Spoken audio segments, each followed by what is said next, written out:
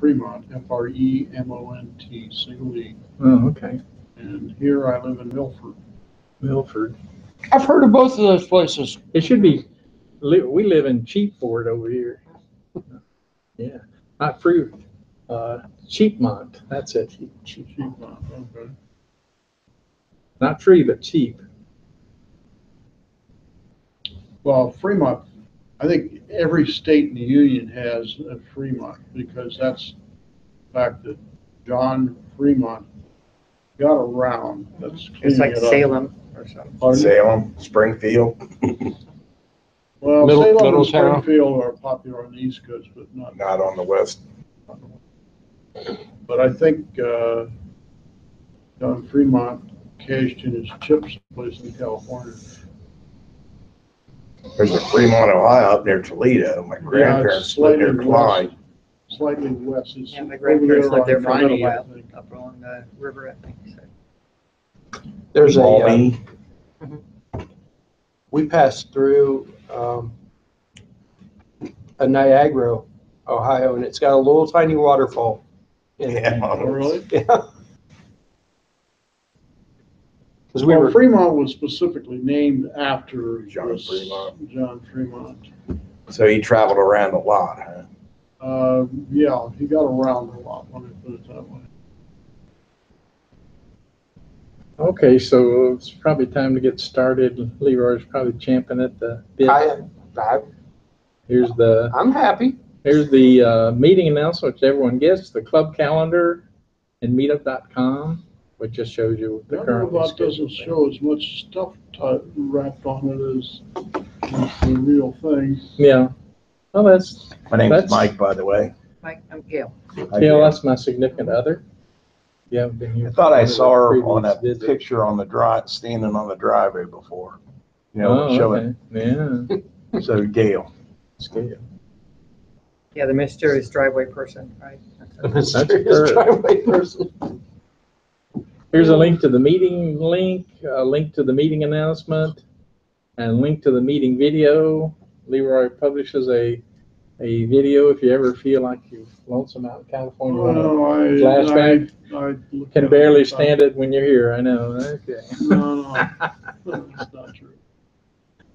The club Google Plus discussion group, which you can go in and air your, in my case, the camera event of the week, and Yeah. whatever Leroy's up to and the other guys. It's been relatively slow this week, though. But Cindy had a cool Halloween display. Wish you could have seen it, and you can. He had 3 pumpkins he bought, and he put them in the front yard. Yeah. And he got a LCD projector, and he pointed it at the pumpkins, Yeah. and the pumpkins would speak to you and move. Laugh and all that And stuff. apparently it's a standard thing that a lot of people are doing, and a lot of videos. Yeah. They have them talking to each other. They have them telling jokes. Really? Yeah. Hey, Cool. That's funny. That was way cool. He did bring that in for us. he spent a lot of time finding just the right size pumpkins. Pumpkin. Yeah. Putting it on the table at the right, you know, setting the, So they basically, the pumpkin becomes the screen for the projector. Exactly. Very well done. And, Yeah. they apparently you can create the videos yourself. Yeah. They have standard methodology for doing that. when he sized the pumpkins up too, the curvature really looked. Yeah. Really did a good job. That would be a good video to watch. Good stuff.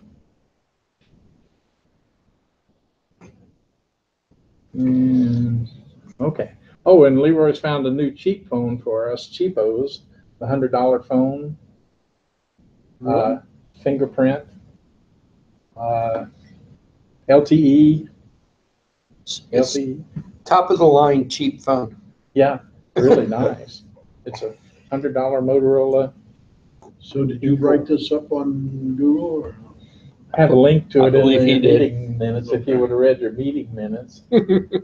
Basically, all I wanted the meeting minutes for was so that I knew that you Everything were was in still, fact meeting as opposed to you were not meeting. that The we were Moto still E- alive and well. This is a Moto E4. It's in the meeting minutes up there, and mixing us topics. It's got the fingerprint indicator to Yeah. unlock it. Very nice, and it works. Very nice. And all that for $100. It's rated, it really is rated as top of the line, low end phone. Mhm. It's Yeah. one of the best. Yeah, the top of the cheaps. Yeah. Yeah, it's not going to do Chromecast, but It does. it does Chromecast. Yeah. Not the moving picture, but a fixed picture. It'll do it. Yeah. Moving picture? Yeah. Oh, okay. Cool. Yeah, the only thing, it doesn't have good voice, like the Moto X, my old Moto X had really good, like, voice integration kind of deal, and I could just tell it to do something and it would do it. This phone doesn't do that, and that's the one thing that I miss the most. Mhm.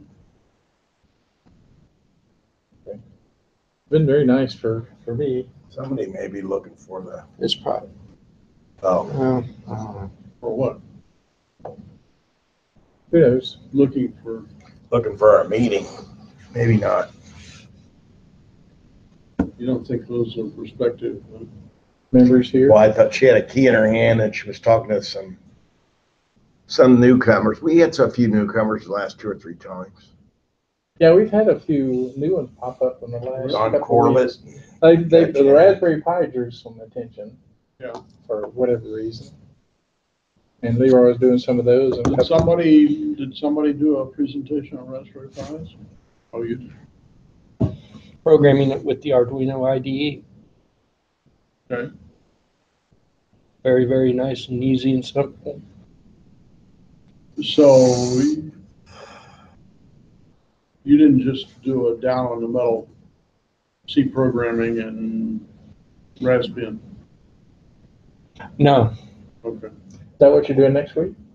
although Planning to, but when I did the demo, I had 3 different versions of the same program, and one of them was a C, Raspbian C compiled on the Pi C++. itself. Yeah, whatever, wiring Pi and Yeah. the whole 9 yards. No, this there's a thing. If you go back a couple of weeks, you'll see the link. But use the Arduino IDE, and it Yeah. wirelessly transfers over, and it's a compiled program and everything, and you can copy it and save So what release of the IDE are you using? it. For that, I was using 1.8.4, so not quite the newest, but Yeah. definitely not an old 1.8.5, I version. think the latest release. Do what? 1.8.5. Yeah, that's the latest. And there's no reason why it shouldn't work. Compile okay. Yeah, it should work. Did you Now- publish the source code or just? No, it somebody else's project, and I just did a demo of how it worked and how easy it was. Oh, okay, so it wasn't your source code then? But the one thing that I found was it has to be running Jessie. It can't run the latest Raspberry Oh, yeah, whatever, yeah, Starch or whatever that is. starch. Sage, Sarge, whatever the latest Yeah, I is. know what you're It had to be running Jessie. saying. It would not, It won't work right with the newest, but it was working great with Jessie. So, and it worked on the Zero. It worked on the 0W, the 2 and the 3, and it was designed for the Raspberry Pi 2, so it really worked well with the 2. But Yeah. pretty much all of them just okay, worked. I'll take a look at that link. But You probably have the stuff up on. I put it on some of it's on GitHub. I put it on the community thing, and I wrote a nice little thing. And I know all the links were in the last newsletter Meeting thing. announcement? Yeah, Okay. The links were in the meeting announcement. Okay, I'll take a look. I know all of it was in the last meeting announcement. So you did the comparison between the 3 and Not, one? Was there a significant difference between, Well, as you probably know, there's a huge difference between Arduino C and C, well, C++, yeah. C++. Yeah, And that's really where the biggest difference is how C++ uses main. There's no loop yeah. or setup. And that's really where the biggest difference is, but otherwise, Yeah, but in terms of performance, was there a difference? not really. Okay, If there is, it's marginal and yeah, We were not doing anything. yeah, we number really didn't crunching. do anything stressful on it either, so. We were flashing lights and getting it to do other fun hitting okay, buttons so and you stuff like that. basically, were just punching GPIOs and. Yep. Okay. The other big difference is You do a Python version? one of them I did a Python version. Okay, I don't remember which one. I think it was the temperature sensor because that was easy to do. and what temperature sensor were you using? DHT11. Okay. So, have you used any of these small USB plug-in temperature sensor? I use those in pretty much all of my remote sites, and they're I think $11 a piece, but they are really slick. You basically plug them in, either download and compile the code, or you can, it's open source. So, Yeah. or you can, depending on what OS you're using, you can get pre-compiled versions, and they work very nicely. Those DHT11s, I don't think they're very accurate. I think they're close. But Well, you have to put in an offset yeah, and then recompile the code. Who does a USB I/O, discrete and analog and I/O? Anybody? I'm sure they do. I'm sure there are, but I haven't used it. there was an old kit, probably 5-6 years ago that was USB I/O. You're talking about like an external GPIO board? Yeah. What I'm getting to is iSpy. You can issue any command. Yeah, If the camera comes on or does this or do yeah, what, action, you can do any command. yeah.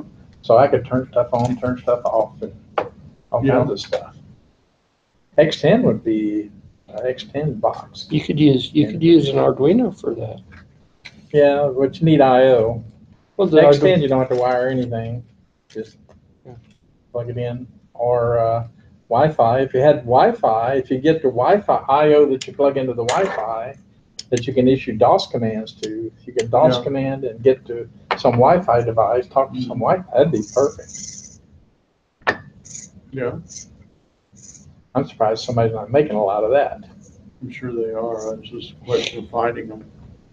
There was an old USB kit that did stuff like that, but it was expensive. It was like almost $200.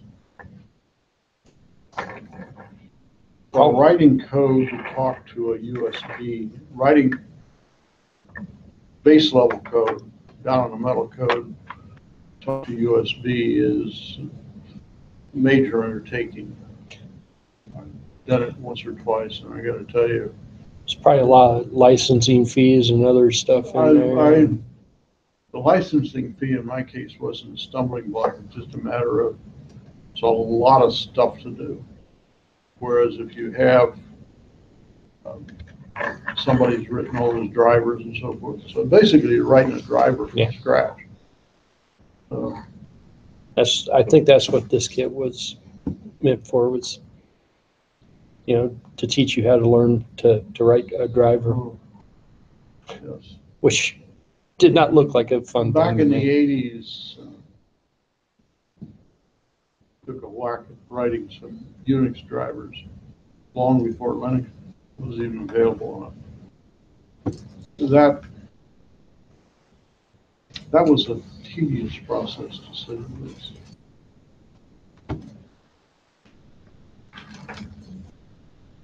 Well, they're still hanging around out there, so I don't know. I don't know. we're good to go until 7 o'clock. Aren't we? Yep, yep, And we're good. he'll have the alarm and we'll be out of here. So you want to see this It's the thing? same thing. Sure, Everybody want to see this thing? sure. Sure, Go we're for it. we're chomping at the bit, buddy. Now, you're saying this is an untested prototype, right? The current program that is on here is 100% untested. So if it goes flying off the table, I'll just. Okay. um, I was gonna say. You gotta hook up a Bluetooth router just in Your case. glasses and your coffee. Yes. oh, and of course,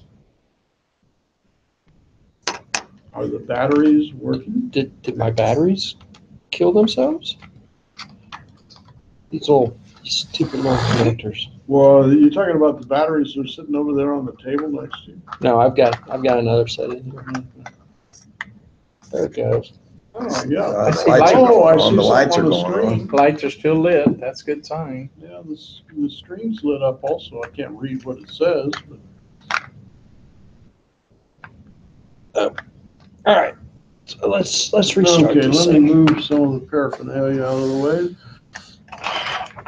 So it says little hammerhead robot, bump and go, and then to actually get it to start, you got to hit the right switch and just set some stuff out so that it can bump into it. Okay, I thought you wanted me to look. Is this a good thing right here? Yeah, as long as it.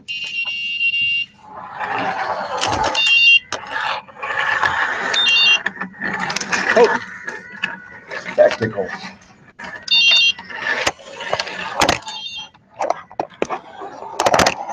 don't let it go off the.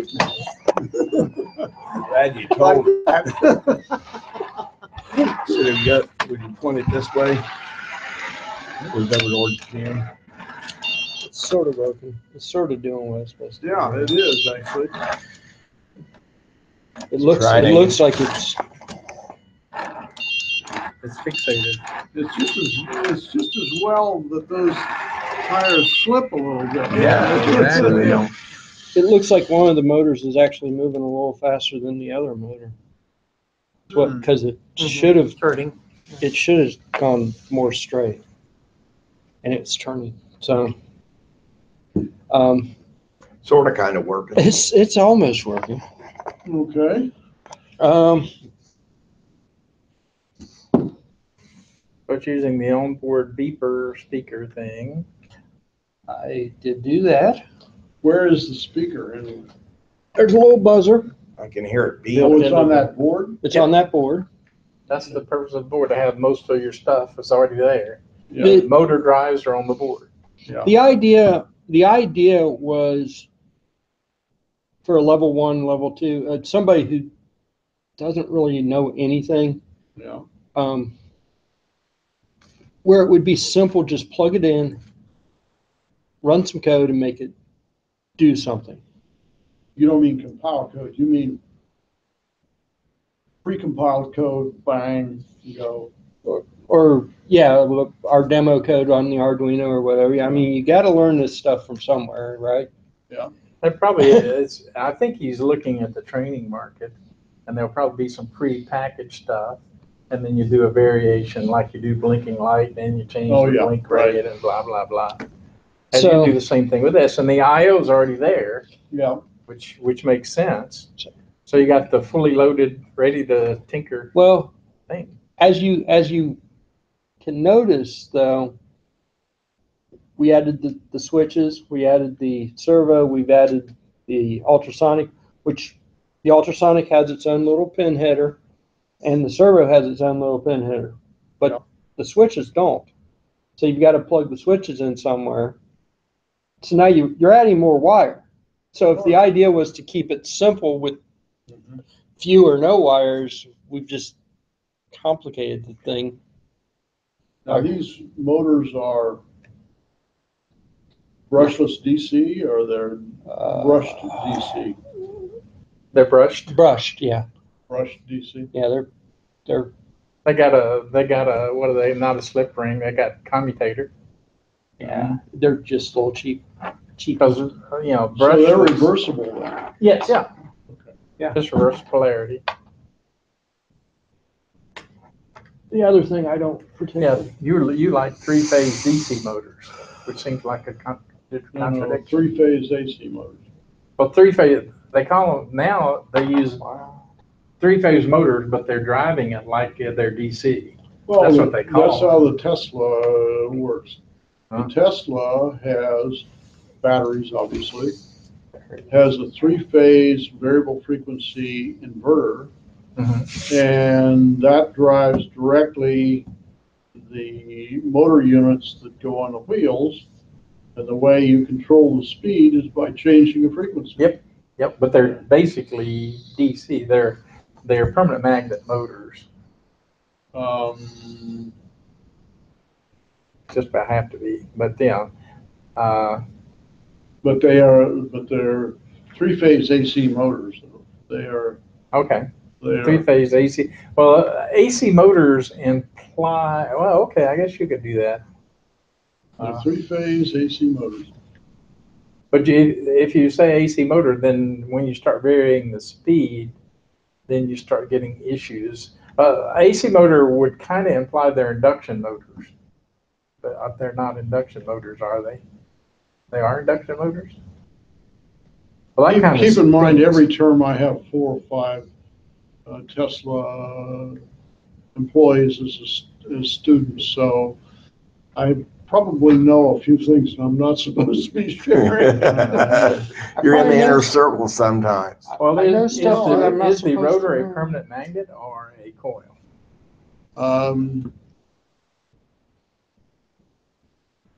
Maybe. Answer is maybe.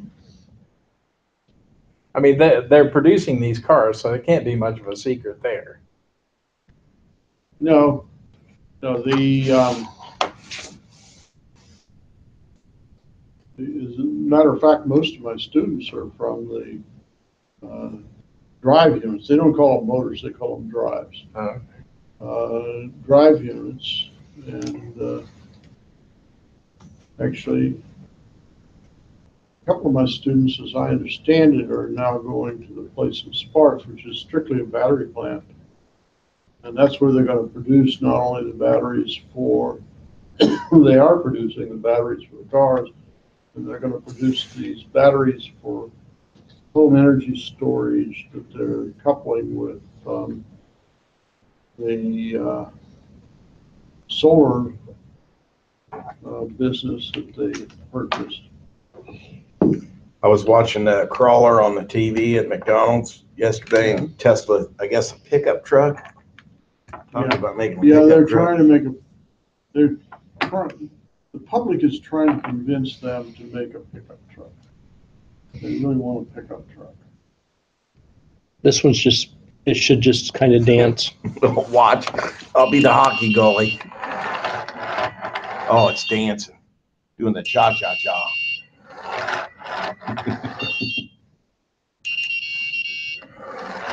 Now, what did you do to put a different program I in put there? a different program in there. Well, at least it's not, That's so long. is it resting now? Okay. Yeah, Done with its Well, it routine. depends No, on how you that's- send it. you got to hit the Okay. switch to get it to do it. Da means typically.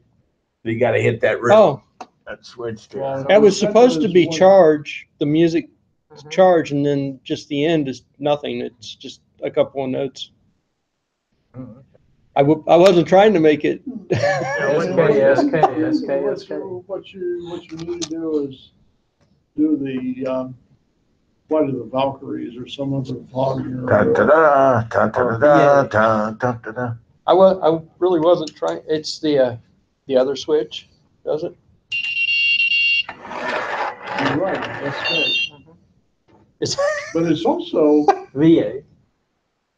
well, yeah. It's also, but that combination is also, if you set it as a single character, is also one of the more obscure punctuation marks, I think. It's like semicolon or something like that. It's a spacer. I've seen it used as a spacer. you old school Morse code guys. Yeah. Well, yeah. once you, it's like It's in there. It's burned in the. riding a bicycle. Never man, leaves Once you. you learn it, you know it. I actually had thought about making it do SOS, but I thought, well, that's not really a help thing. It's just done. So. You know, one of the things that I have the students in my PLC classes do is write something that tones Morse code, pre-assigned Morse code. These guys are not sophisticated enough to do, like text to sound conversion. The other thing that I have them do is do the rhythm to the Macarena. One of the things that I had, I think it was an old router or something. When it had problems, it would Morse out SOS. Yeah, really. And it was distinctive. It was definitely telling you that it had problems. Did it, da, da, da, did it. Yep. I hear, I'm sitting at my desk one day and I hear it. Who the heck is sending SOS? What? It's your router asking for help. Because I don't really know Morse, but there's like, several of them that I recognize, and SOS is one of them. If you've ever heard SOS or Mayday real live, you'll never forget it again. Who the heck is sending? What is sending SOS? Start walking around. No. Sure you aren't hearing things there? Yeah. Huh. Got an earworm, SOS earworm. This router is sending SOS. You log into it, and sure enough, it's like a bunch of stuff that got corrupted and all kinds of stuff. And I went, well, that's kind of cool. I had no idea it would do that. What brand of router was it? It was an HP. It was a commercial grade, something that came from a data center, something that we probably should have wiped out. Yeah. And restored, but we didn't, and it had a bunch of, I think it was trying to connect to some of the old servers. Non-functional network. Yeah, stuff that we didn't have. Vestigial network, I guess you would call it vestigial network. Stuff that we didn't have. But, so, the Shield was supposed to make life easier. There's no real documentation on the Shield, and so that's. What's the part number on that Shield? It's a keys. KEY. ES. Yes. L293 or 298. L298. P. P. Yep. There's I think there's another thing that says Funduino or something like that. So it's a motor controller, or what, 2-channel motor controller? 2-channel motor controller. It's got a buzzer. It's got the header for the servo. It's got a header for Bluetooth. It's got a nice set of headers for the analog pins. That's just feed through from the Arduino? Yeah. Everything actually is coming from the Arduino except for maybe the motor. Well, the motor's got to have some. Well, the motor's being controlled by the Arduino, but it's going to the 298. But the point is that the current capability of the motor controller is a lot more, I'm assuming. Yeah. The 298, it's a nice little chip, but I like how they got that wired up, because they've actually done it with an actual dedicated speed and a dedicated direction. So if you make the direction go low, the motor spins in one direction. If you make it go high, it spins in the other direction. As long as you've got something set on the Wow. on the pulse width modulation pin, on the speed pin.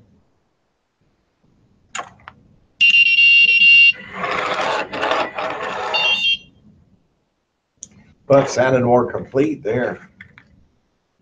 Yeah, You could understand it a little. the So tone buzzer's a It's little. probably using some of the I/O for this, for the controls.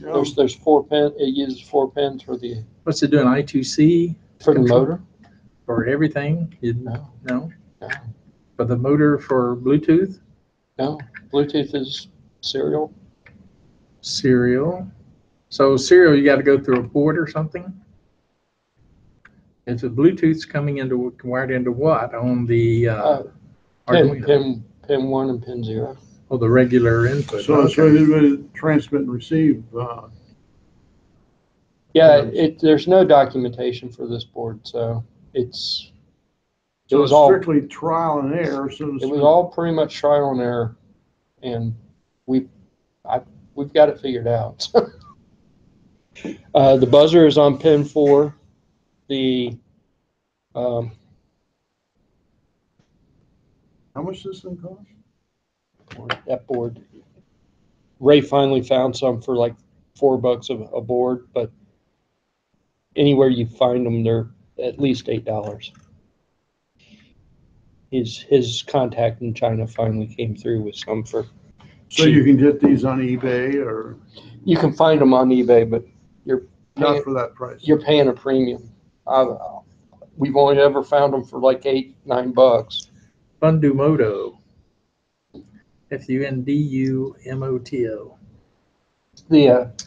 The motors are connected to pin 10, 11, 12, and 13.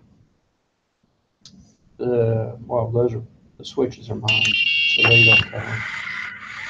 11, 12, and 13. 10, 11, 12, and Oh, 13. 10, 11, 12. And That's an interesting picture. Oh, yeah. Inverted wine glasses. Inverted wine glasses. Well, I'm not sure the wine glasses, I can't see the top. But some kind of stemmed wear. let's see. I've got the switches connected to pin 5 and 6. The switches. My cherry switches, my limit switches. I've got 5 and 6, you said? 5 and 6. That's here, up here. 5 and 6 was open to be used for something. Mm-hmm. Um, So you have those programmed as inputs? for the switch, yep, inputs with the pull-up resistors. Okay. The servo is connected to pin 9. The ultrasonic is pin 7 and 8. That's it. So I've still got pin 2 and pin 3 that I can use. What was on pin 9? Servo.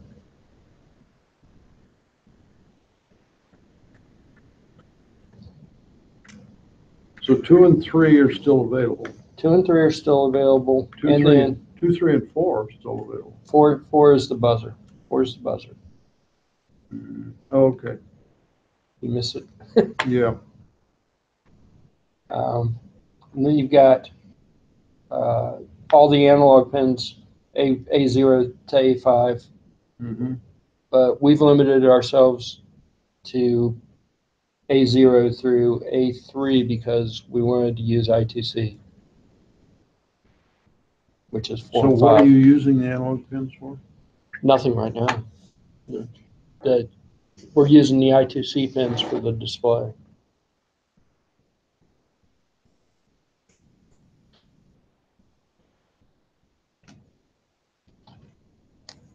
So it uses almost everything you could use. It seems to me like even when the Arduino is turned off, it's still sucking battery power down because I just had it sitting for a couple of hours while I was doing something else and my batteries went dead. Mm-hmm. So that's a problem. So when the switch is off, it's not off? Yeah, pretty much. We ran into this before. Yeah, pretty much. When the And we switch. thought we figured that out. We intentionally did something to. Yeah, I'm going to pull my battery terminal connector and run it up through the switch itself so that. There was some reason Well, do you just open them, or do you actually have a pull-down resistor? A bypass resistor Where? on the on-off switch? No, it's just an on-off switch. See, okay, let me see my little dude. There's a jumper, there was a jumper right here that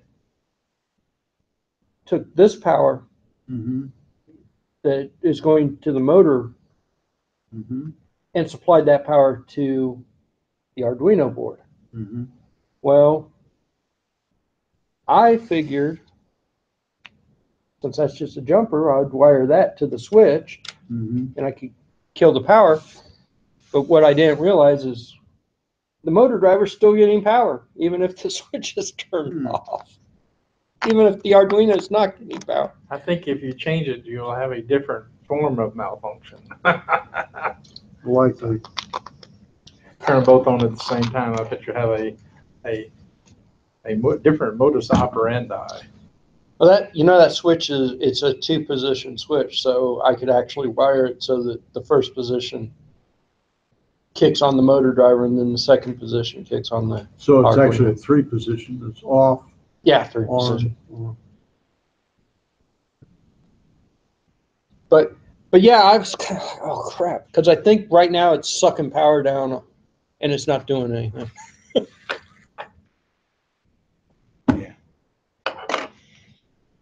You don't know until you get it all.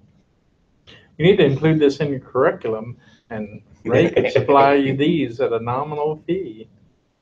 Will be You part don't of. understand. If you think Leroy is cheap, No? you haven't talked to my school. Is that right? Yes, so Academia generally doesn't have a lot of money. we Yeah. figured out I the was cost a school treasurer for 14 of this. years. Mhm. The guy who wanted to buy these wholesale Yeah. can't afford them. Okay. The cost on them is like between $45 and $50. Yeah. He wanted to buy them wholesale for like $35. So, and hence lies the problem. But that's not my thing. I just play robots. Yeah, you're not worried about that. I'm not really worried about that. I just play robots. Yeah. But basically, Ray can't sell them for the cost that the school wants to buy them for. Yeah. He'd be It losing. hit the price point. And it's like those prepackaged education kits that you see at Butler Tech over there. Those are, that kit there is like 100,000. Okay. Yeah. The kit to teach industrial maintenance technology. They have multiple drives. Yeah, They have I would believe this. analog Probably. control. They have robots, real robots. Yeah, we have some equivalent kinds of things that we use for our air conditioning classes, and these guys have no idea. I mean, they're just living in fantasy land. And that's when we talk to Ray, I try to tell him, they just don't want that. The real educational people will pay. They'll pay $100,000 for stuff that's not terribly expensive, but that's not what they're buying. They're not buying the hardware. The hardware's not that bad. It's the putting together the package and to teach somebody something in a methodical way. That's a lot of money. And if you have a good package, it's worth a lot of money. That's Vex and the other Vex robots are expensive. The other one's expensive, but they give you like a thing to do, and you're working towards a goal to do a competition at the end of the year or something. And, It's a training experience. You're getting experience and it's methodical. and right now, I don't think Ray has anything quite like that. I mean, his robots are, I like his robots, but. But if you're just selling that and without any package, it has no value, like you're finding out. It's worth $50. Yeah. It's worth 30 bucks, It's- 35 What's bucks. that wheel there? They're good, cheap Chinese wheels. That wheel. You're getting And too hey, picky here. you know that may be why the thing was going off to the.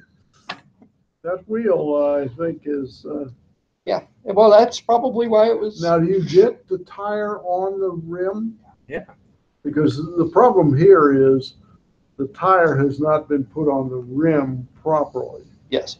I think that I don't think there's any other defect. I think it's simply that It's not on there that right. tire is not on that rim properly. Okay. You're probably right. And when they stamp out a couple of billion of those tires. Yeah, right. I'm sure you're right. Because believe me, I mean, Ray's probably got 1,000 of those motors sitting at his place with the wheels. Oh, the wheel comes with the motor? No, he actually bought them separate because it was a little cheaper to do. But so he's got thousands of them sitting there, and if he's got thousands, other places have Of course. hundreds of Now, thousands. do these push on a spline, or how do they fasten on the motor? Yeah. Yeah, it's pretty crude. Oh, it's not even a spline. It's just You got a flat, Yeah. 2 flats, Yeah. actually. Yeah, they're good, cheap. Well, good is a relative term. They're okay, cheap motors. That's a reasonable for the price. That's Yeah, I reasonable. mean, For the $2, motor- that's wonderful. The motor's only a couple of dollars, and it's a gear motor, and it's Well, the motor's has never really been the problem either. I think it's always the tires that we buy. 'Cause those tires are just cheap. I would say you look at Webster's and they're 100 cheap, and this Yeah, one, that would be a it. picture of it. Yeah, I don't really think it's the motors. I don't think I've ever actually seen the motors go bad, Look but at the tires. Look at the tread on the. That thing's got a flat. Yeah, it's got a flat place on it. Yeah, I can see It's it. got a flat. It's concave. I wonder Yeah, why little it's not deep going breath. well. Oh, I wonder why it's going off around the world to the right. Yeah, I saw that. But Kinda for divot $2, in there. it's amazing. I mean, that's amazing. The wheels are $2 a piece? The motor and the wheel, you can get the motor and the wheel for a couple of bucks. Yeah. Really? That's what we call cheap. Is there a lump in that plastic rim someplace? Yeah. It No, I got, was thinking the plastic, the the rim yellow or the piece. wheel? no, it's It's in in the there. rubber. Oh, It got so poured. It got poured wrong or It's something. a poor casting. That's probably some sort of injection. Yeah. Oh, yeah. Yeah, you take it off the rim, it still looks the same. Yeah. This, I think, was supposed to go in the defect. Oh, probably, and it wouldn't surprise me if Ray saved money by buying a bunch of the teeth. I bought 82,000 of them for $5, just like his battery Got a chargers. really good deal. He was handing those out like Yeah, free Christmas gift. I got lots of them. Come to the. yeah. Come to the But place. look at that. Look at the way It worked. The battery chargers work. Oh, yeah, It's pretty yeah. sad. 20 No, a cents. tubeless Yeah, tire 20. like that wouldn't hold air too well. Yeah, it got molded wrong. I mean, Yeah. that's just a bad tire.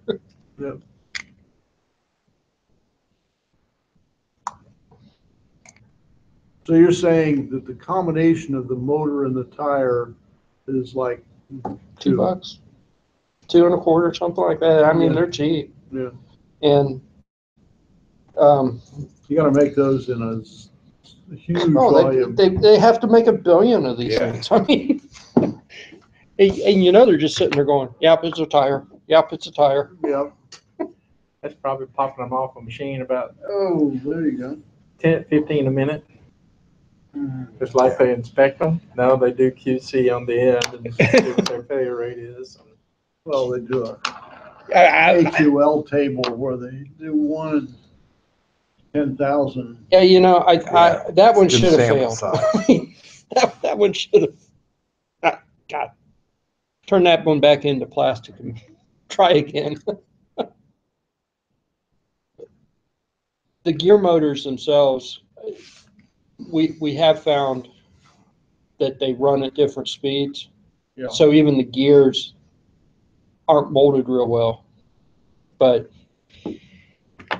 that's just a bad tire. That's just a Yeah. bad tire. And even I've got a couple of more expensive chassis that basically have the same. They have better tires, but they basically have the same motors, and even those motors run at slightly different speeds. So it's not a big deal if you know about it, because you could just, okay, this one's running a little slow. We'll bump up the PWM a bit. And there are quite a variety of different ratios, gear ratios too.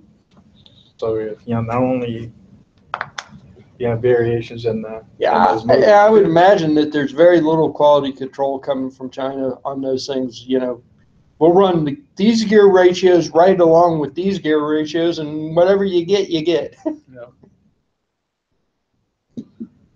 Yeah. The black motors. I've got some white motors, I've got some red motors, and I think they're blue. That's supposed to tell you what the gear ratio is. Oh. But those are replaceable, so somebody could. Well, if you look at it, you get a little gear that slips on the end of the motor shaft. Yeah. A little plastic nylon gear. That's it. Yeah.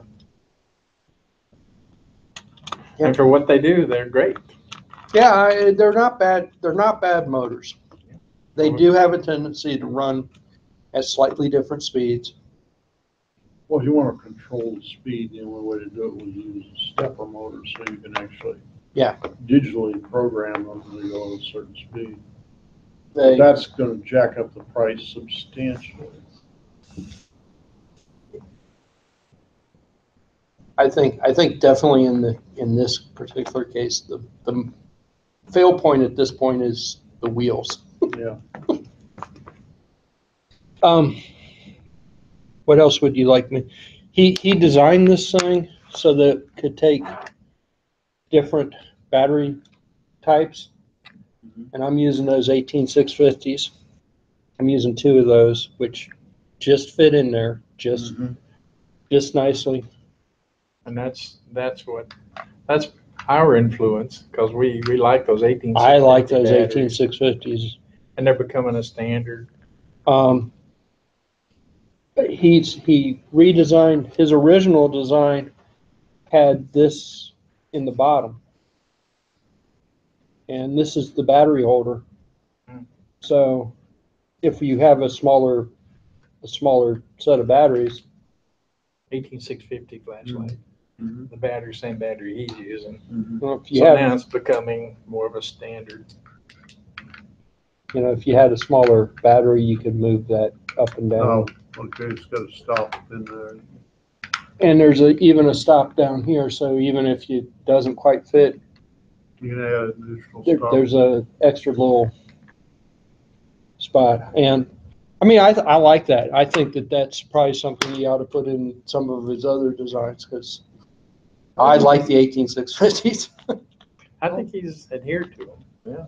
How long does it take for him to cut the chassis parts?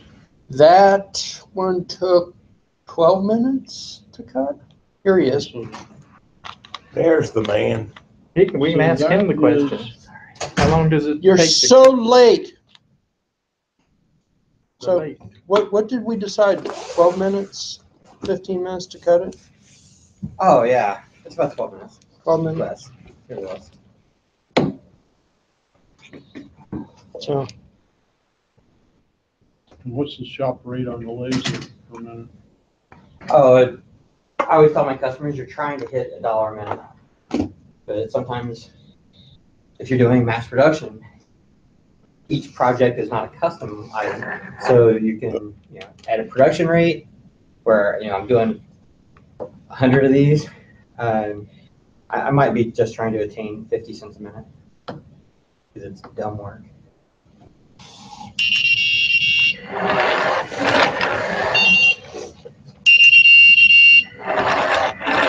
Oh, you're using your switch to do stuff? It just does one thing right now. Ray's using his switch to do a bunch of stuff. Well, I've got I couldn't get 6 modes in mine. I couldn't get mine to power up off of the barrel connector. Okay, there's a little jumper switch right here. Yeah. Okay, so it actually feeds through here, off that pin, and then up to here. I think that because of the limited trace thicknesses, that you're getting a current limiting effect, and you're risking to burn out part of your Uno if you're trying to feed the power up that way.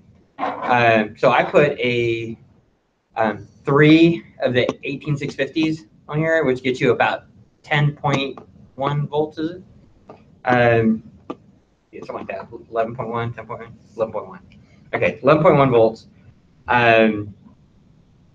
And I fed it off to the side, used the jumper, that powers the Uno, and that had great torque. I mean, I won't say great, but It worked. it works. Yeah. Once it goes through a directional limiting diode, and then the diodes in the bridge, and the transistors in an L298, your 11.1 drops down to about 9.8. And I mean, still 9.8 is plenty to run these yellow motors. When you're just using 5 volts off the USB, it's enough to power the Uno and power up the upper board, but it's just not right. When you're using 6 AAA batteries in this battery pack, and you feed it into here, you're only getting 7.3 volts to the motors, and I'm limiting that to about 80% just through software, and it's just not a great thing. You can see he's using the OLED 0.91, and so he's got a little bit less power consumption, got graphic screen. I think this one's a little bit easier. The kit actually comes with that mount, this mount, everything. So you choose which one you want if you're going to use the display at all. Obviously, you don't have to have a display on there. Go headless. But I am going to have to figure out some way to do a more AAA batteries or to switch to AA batteries, because I want 12 volts delivered, possibly 12 volts delivered to the motors. The Uno takes up to 12 volts and then drops it down to 3.35. Right. Okay. Well, the Uno actually takes significantly more. Yeah. It's rated for 12. 26. Woo! The regulator, those 7805s and stuff, Yeah. they'll come to 35. It'll go to like 36, They get a little 35, 36. 36, yeah. They get a little warm in the process. They do, because anything over 5 volts has to be dissipated as heat. That's right. So if I'm pulling 5 volts at 1 amp, everything above that at 1 amp has to be dissipated, unless you end up with a better, like a digital regulator. And we've got those the side regulators that are a lot more efficient. They're like 85 to 95% efficient. They recommend 12 volts. That's what they recommend. Anything over 7 will regulate to 5 pretty decently. That's why. But if you're going to have 12 volts to begin with, you're really better off to put it up here at the top corner of the terminal, in the board. Okay, so what I did for mine, I have programming in my code that when it starts up, it goes through the different sections of the code, then it has the main code. In the main code, it says, are you in mode 0? No. Mode 1? No. Mode 2? So it goes through these different compartments of the code. And if you're in that mode 1, it just keeps going around. It's like, okay, well, it's not in 2, 3, 4, or 5. It always just runs mode 1 code. But at the end, it also has a section of code that says, well, has any serial communications come in? If the serial communications have come in, read what it is. So you can read it, and it says, well, change to mode 2, change to mode 3. You know, so also there's a command for servo up, servo down. You know, so you can start sending it serial communications. Don't care what mode it's in. After that, there is a small, very small routine that runs the servo. And the reason I did that was because I think it's less than 8 lines of code that runs the servo. I would have just put it on the PWM pin and run it as attaching a servo like you normally would with an Arduino. The problem is you cannot attach a servo on pin 9 and run a PWM waveform on pin 10. It will not do it. And we can't change pins because this is a hard-built adapter board shield. So unless you wanted to design your own board, which we don't want to do, I mean, we can buy these boards in bulk for $3. I was so excited last week, I went ahead and bought 100. So if you're going to invest $300, you better make sure that, hey, this is, you know, it's going to work. Live with, right? Yeah, well, it was a lot better than spending $7 or $8 getting 100 of them. So anyway, I got everything on the board to work together in the same code without any major problems. Now, Leroy chose to use digital pins for his bumper switches. Really easy to change if I want to do it. I chose to use the analog pins in digital mode. So I kind of wasted 2 analog pins. I reserved 2 analog pins for my photocells. And analog 4 and 5 are being used for the I2C. So poof, all my analogs are gone. Yep. That was one reason why I really like his idea of, hey, use the digitals over here. Because there are digitals that are just... There's just 2 of them. 3 of them. Well, there's 3, 5, and 6. Yep, that's it. Okay. And you've got pin 2. There's 2, 3, 5, and 6. 2, 3, 5, and 6. Okay. What's up with 7 and 8? 7 and 8 Oh, are they're used for the ultrasonic. Yep. Yeah. So I wrote down all the stuff. I documented it, and even while I was doing all the stuff, I kept Notepad open and I would type in my notes. So I've got 2 pages worth of notes. Leroy, thank you very much for the link that takes you to this guy Who figured out a lot of it. He is not American. He is not definitely naturally not English speaking. Yes. Okay, but he did a decent job. Yeah. He did leave some gaps here and there. Yeah, he did. He's like, there are 4 pins available. D something, 10, 11, and 12.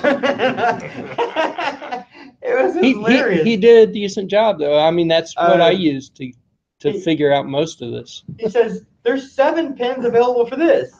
And he lists 6 of them. And like, and what's the other one? Nobody knows. I mean, I thought it was very humorous to read that, but I was like, oh man, I've got to redo this, retype this. Yeah, his motor controller was D something. D11, 12, 13. Okay. It was D something, 10, 11, and 12. And so you would think, well, that's D9. No, it was actually D13. It's D13. It was funny that he did that, but it was still a great thing. So one of the things that I put into my code was starting code, like what he did. You've actually got your motors and all working pretty good. Yeah, I'm impressed. You know, he's got a wonked up. Okay. One of the wheels is completely It's got a depression in it, concave. Okay. So Effective.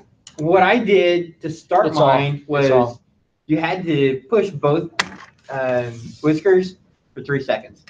Those are called whiskers, yeah. Ah, I didn't. Call them switches.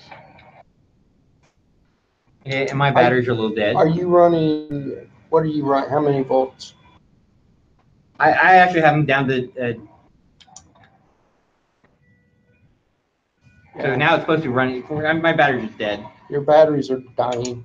Yeah. See, I'm running. I've still got 7.5. So what I did was when it hits a whisker, it stops this motor, rolls the other one back for 2 seconds, then it goes back forwards. Yeah, that's kind of what I Okay? did. So it goes back 2 seconds, and then starts going forward again.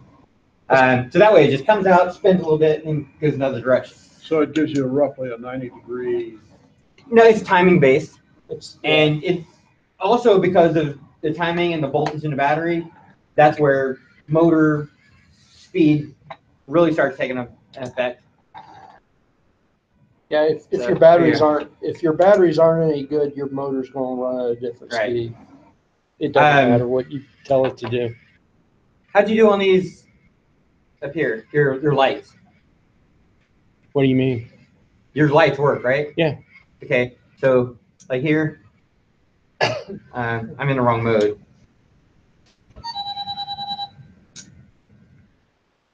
I'll have to turn it back off. But when I turn it on, and I'm getting both of these alive,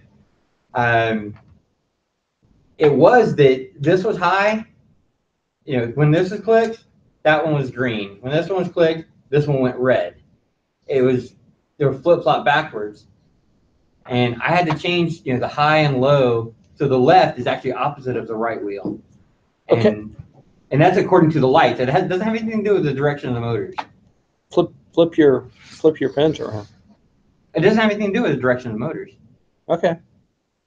I tried stuff with it not connected, with the connector here, connector over there. I didn't pay any attention to this too. So on mine, it's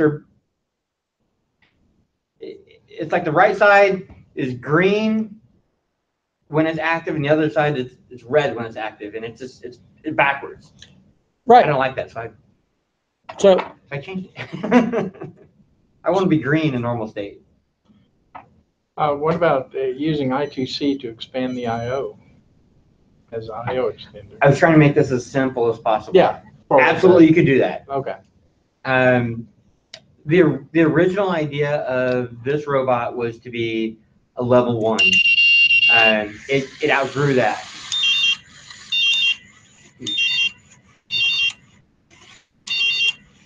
On mine, when I change modes, it does a little tunes.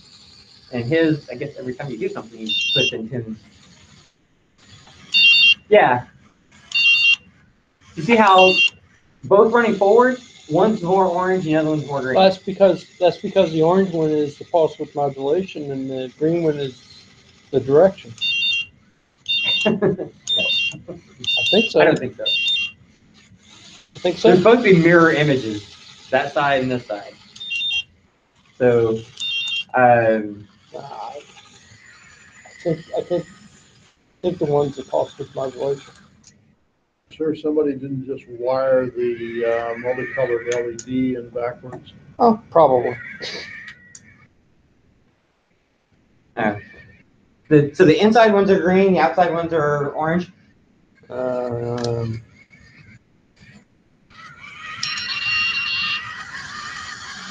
Yeah, yours is built the same way mine is. Yeah.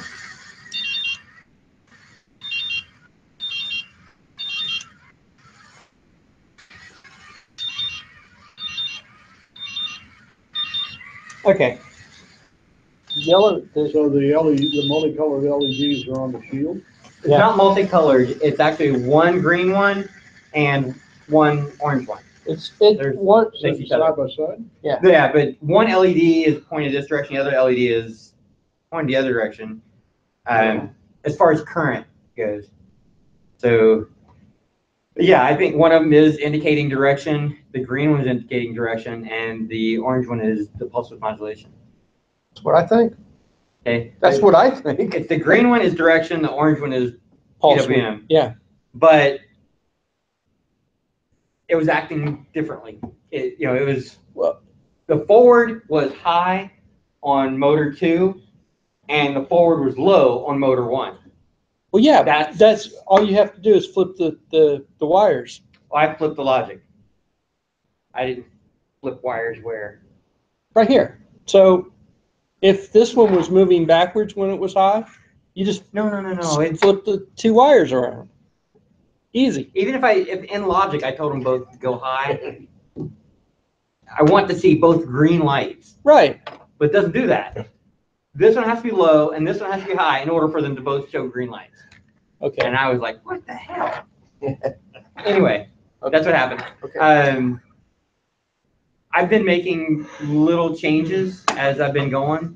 For me, I don't mind drilling extra holes, and so I've got a little bit of wire management here, and add a little bit of wire management over here, Yes. down the center. It needs that.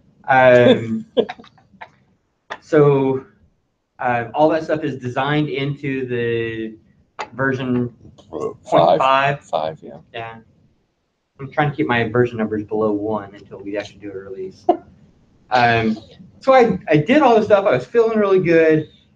And then I came out with this whole voltage problem, not having enough voltage. Are your batteries just fresh? Is that why? Or you're running it full on? Yeah, You run at 255? no, I was 150. I set my speed relatively low. That's all? And you're getting that kind of performance? Wow. I'm not. Yeah, I don't know why. These are freaking awesome batteries. Is that what you're using? 2 18650s? Okay. So it's 7.6, 7.5, and Right. it will do good until it drops to around 7 volts, and then it Yeah. just kind of goes. I think that because I've been feeding it in the front through the Arduino, I've got that current limiting issue. Well, here's And my issue. I'm it'd be hard. running mine through the motor. Yeah. Now here's the issue. When the Arduino's off, it's still pulling current, so my batteries are dying while it's So just sitting. you need your switch wired. Yeah, I need the Right. switch. I need this to rewire the switch. Okay. So your switch should be wired as off logic motors. Okay. So I've got what I did. I took the jumper out and I just wired the switch to the jumper. So Okay.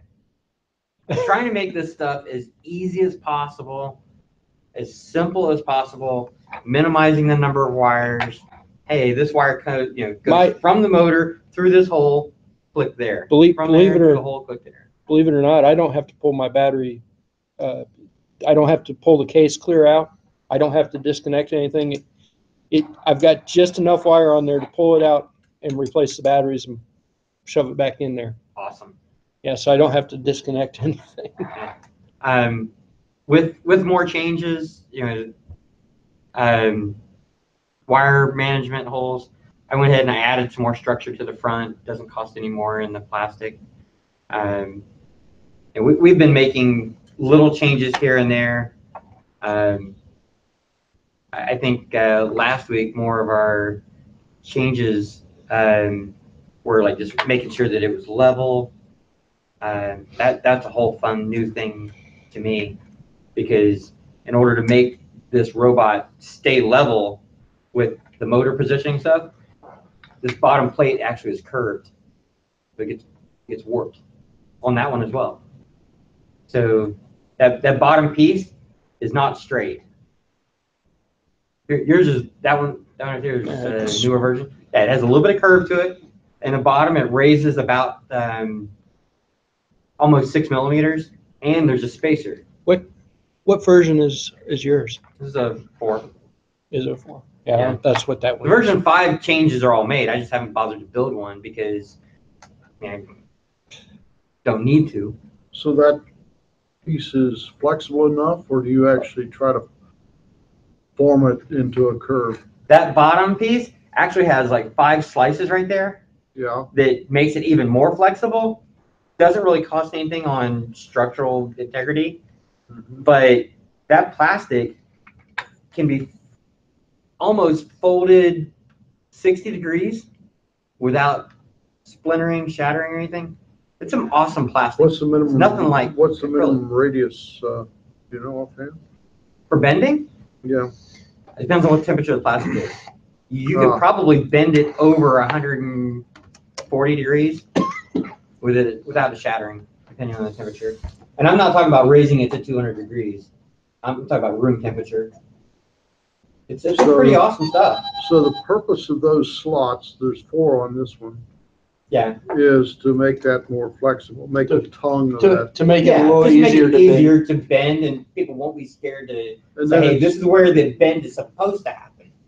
and then that's held in position by what? What? Oh, it's notched there. And There's 2 notches in the back. If you look just behind the motor and just in front of the motor, where those drop downs are at, Oh, yeah. it actually sits right in there. I think it'd be easier to understand if you had one that's unassembled. So basically what It's you do is Pretty neat. mount those things on the side panel with none of the other paraphernalia. In other words, the side panels slide onto that base plate and bend it into position. Yes. Okay. Yeah, It's actually pretty when neat little when thing. I did it pretty much blind, but I watched the design and everything. I knew what was supposed to happen, and even I kind of thought, "Oh crap! I just broke it," because you got that snap. You got that snap in there. Yeah. But the material is so nice and durable, and It's a very forgiving material. you can drill it and thread it and tap it. Yeah, the whole deal.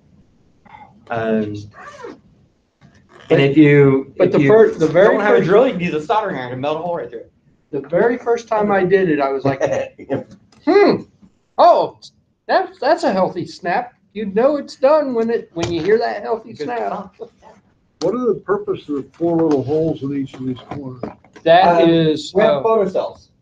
The little light sensor Snaps photocells. like a Kit So you Kat put them bar, through huh? the first hole, and then bend them back up and come back up through the other hole, I see. and it holds the photocell in place. yeah. Photocell. Do you have the clock spring on yours? I do not. You do not. He would like the clock spring. For when we got all the screws and stuff, somehow or another we ended up not giving me enough screws for the clock spring. Oh, So, guess what got left off? I ordered a few more. I got clock springs. I figured. Seasonal kit, right? Mhm. So without laser time costs, this kit is right around $18. I thought you had figured it was closer to like 45. Okay, with laser time, packaging, and all that other stuff, yeah, we were close to $40, $45. Because we were looking at the bill of materials with a cost component. Yeah, it's a neat little kit. Because you were all like, I can't sell these for the whole Yeah, stuff. we've got a guy out of Indianapolis that wants to build, he's trying to build and sell maker spaces at schools. And one thing he wants to do is like, hey, we'll give you, 15 robot kits to go with your makerspace to start teaching your students. And he wants to be able to sell each robot kit for about $60 to $75, just under the cost of this other company. But at the same time, he wants to make $30 profit off of each one. Sure. And I'm like, I can't sell you this kit for $40. I just can't do it because I have to pay somebody at the laser. Yourself at least. You got to pay at least the guy running the laser. Yeah, you got to pay the guy at the Yeah, laser. Yet somebody else has to put it all in a box. And yeah, somebody else has to print the stickers and the So it adds instructions. Yeah, it all adds up. Called overhead. If you look at the cost of the individual components, if you bought them from eBay, you're looking at $40-something from eBay, because you can't get that shield from eBay for less than, It's $7. $8. Okay. The only way these breadboards are down at 40 cents each is if you buy 100 of them at a time. Other than that, you could be spending 55, 75 cents each.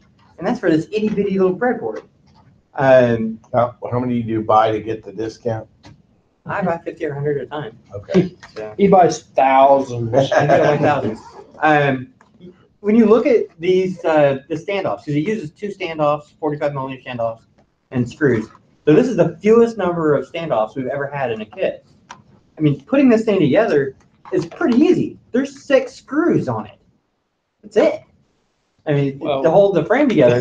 Then there's a whole bunch of these little bitty screws everywhere. But the little bitty screws are like holding the LCD on, holding this on. But as far as the frame is concerned, we've got like the round rover and the bitty rover. They're using 26 screws, 35 screws. This one has 6. Pretty nice. The reason it has so few is because of this slide cabin slide kind of deal. Slides And together real well. but these standoffs, if you buy 10 standoffs from eBay, you're gonna be paying 55 cents each. Can you get an operator to run 2 machines at a time? Easily. Okay, so you can cut your labor cost in half. Yeah. But it's But just as you're easy to say, hey, let's run 3 kits in one run, and while he's waiting for that run to finish, he can be packaging and putting Or the stuff. printing or whatever. Yeah, printing, packaging, whatever, in the same room. And that's what I did while I was doing the other stuff. Like, we're cleaning up the kits and trying to put them in a box, and hey, let's go do this, go do that. You don't have to stand right there at the machine. It's pretty safe. But I mean, it's fun stuff. I get excited. I can tell. No way. It's good enthusiasm. It's good. It's a good thing. I used the bumper switch to initiate the program. Cool. I think great. I mean, I think we're going to keep making better and better programs. We're going to get we got it. We the got it. ultrasonic solved. We're going to get this up to Right. backup. The ultrasonic works. I got it. It works. Yeah, I've got mine measuring the right distances, and everything. Pretty nice. Yeah, definitely. It's that wheel. It's just getting started.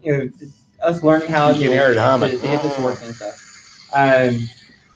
Did you do any search into like the this 4-pin header for Bluetooth? Yeah, it's just it goes to pin 0 and pin 1. Okay. Did you notice anything else about it? This is really, really cool. Okay. 5 volts. It drops it from a 5-volt communication to a 3.3. Does it? And on the board right there. So you can wire directly to a Wi-Fi or directly to a Bluetooth. You don't have to have an adapter board or any other. It's right there on it. I had not. If you look at right in front of the pin 0 and pin 1, there's a 102 and a 202, 1K and 2K resistors. There sure is. That's it. Voltage divider. It's a voltage divider. Makes it 3.3 volt compliant for transmit and receive. That's weird. Most of those Bluetooth adapters are 5 volts. It'll still accept the 3.3 volt communication. Yeah. But the like the Wi-Fi board, 3.3, gotta be. You put 5 volts into it, and you will hurt it. I like hurting. No. But that's a nice other thing about this board. I mean, after getting around the servo problem with pin 9 and pin 10, I like the board, but I need a bigger battery. I need more battery. What'd you put on it? That's 802.11. ESP 8266. That's cool. So But I haven't even wired it yet. I haven't done anything with it yet. the we had been spending some time in the office together, and his preference is for the OLED. So we made an OLED antenna stand that also has the top on it, which he likes. My preference is for the 2x16. It's cheaper, and I have like 400 of them, 800 of them, something like that. So I'm sticking with this, but this is more power hungry. I kind of like his. And with the small battery that you've already got, Yeah, I know, it's killing me. Killing you. Killing me. So, but there's options for both sides. What he found out was that the OLED that he used is the 0.96, and we had to make just a small modification, and it's compatible for the 0.91 or the 0.96. It all fits together. So there are more options. It's all in the same kit. It only costs 30 seconds more on the laser time to have all these pieces. It didn't really cost us any more on acrylic or styrene. So it's a good kit if I can fit a bigger battery, more battery in here, whatever. You're gonna have to start using these 18650s. Yeah, but I need to get 3 or 4 in there. Two Yeah, works just two. fine. They said they fit in there just right. I had a 3-cell clamped on here, and it worked fine. Worked great. Well, yeah, that's more. Yes, I want more. Okay. Ray, that's your I problem. want more. It needs to be simpler. I know. And so once I figure out some bugs on this, iron out those bugs, then I'm going to be back to the drawing board trying to hit a real level 1 robot. Did you read the email about that pop pet? That is real simple. It's not a simple build, but it is an ultrasonic, an Uno, and a motor driver. That's all it is. That's it. Well, Who makes that? It was a Kickstarter project like 100 years ago, and I think it didn't really Didn't pick make up. the cut? The design files are on Thingiverse. Oh, okay. Thingiverse. Yeah, so they're open source. so It's another website I've never heard of. looking at the number of wires on here, and actually what I think is the simplicity, I mean, this is a pretty easy kit.